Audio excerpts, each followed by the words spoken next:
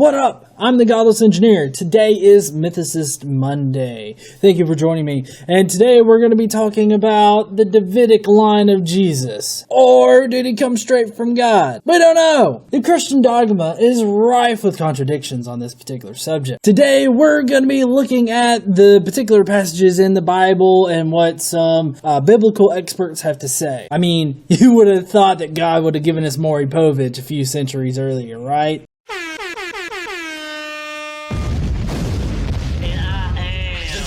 Engineer, a conscious pioneer, a logic general, a reason brigadier.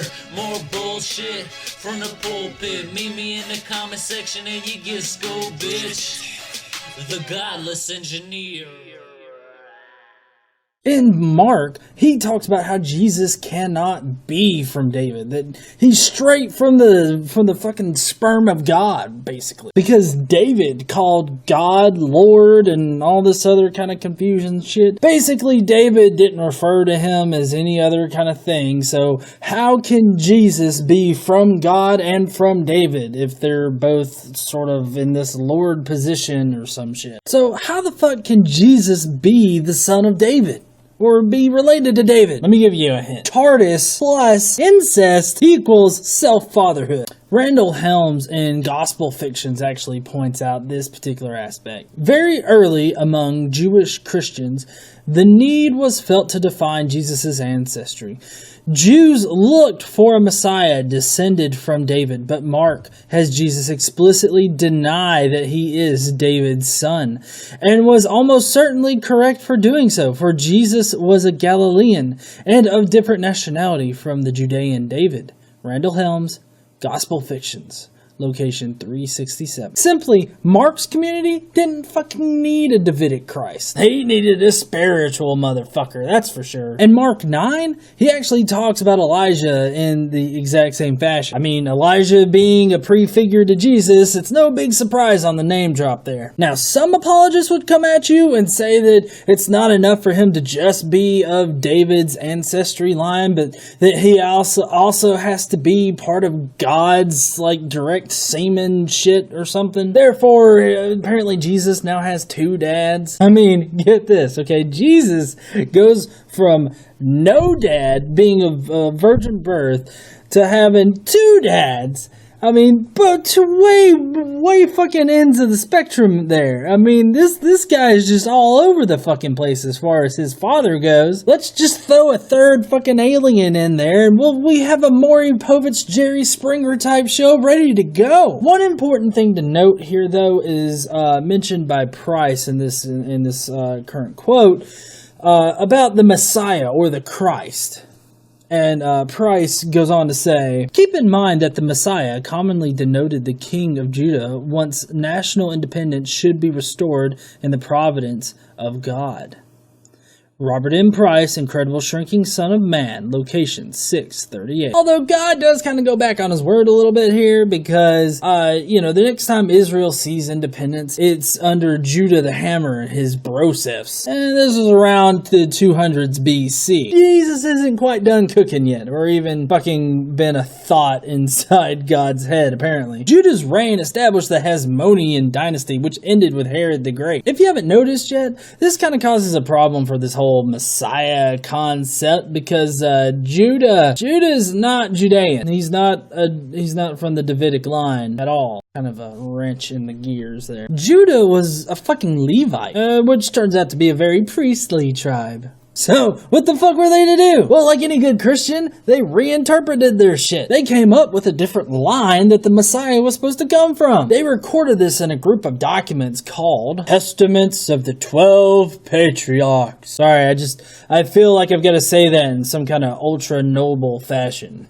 Basically, they just bullshit around who's supposed to be the Christ and where he's supposed to. Then when a Christ figure didn't fit their narrative, they just made shit up. Like the Messiah known as Simon Bar Kochaba or some shit. He died fighting the Roman army. And he was fighting to establish independence for Israel, which is indicative of the Messiah. So, I mean, people couldn't help but to consider him the Messiah or the Christ. In order to fit him in as this Messiah type of figure, you know what they did? They just created a whole new Messiah position. I mean, it's almost like inventing a new sexual position. Except this sexual position is called Messiah ben Joseph, and it's basically just a non-Davidic line that matches a Messiah. So let's just make shit up as we go, why don't we? So instead of painting this guy as a failed Messiah, they instead decided to paint him as a noble failure, basically. It should be stressed that not all scholars are definitely convinced by this chain of events because, it's really hard to date these types of titles and whatnot. What we really have to go on are our earliest references. And in this particular case, our earliest reference goes back a little ways, but it's after this whole Ben Karchoba thingy happened. So this is one possible way that it could have happened. It's the most probable way, but not all scholars are convinced of it. It's quite possible, but that this particular position could have come about before this Ben Karchoba duty guy. Now in Mark 12, 35-37, Robert Price points this out. There was a time when Christians knew quite well that their Christ was not of Davidic descent and made the best of it.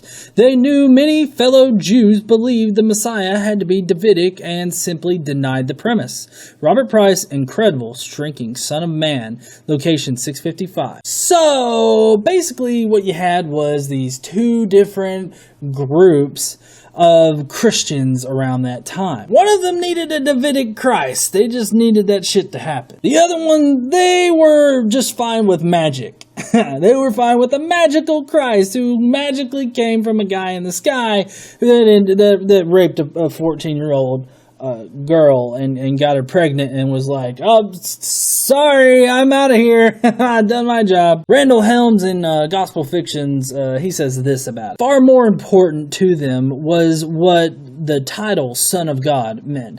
And for them, it implied actual divine paternity. Out of these latter two communities came our Gospels, Matthew and Luke.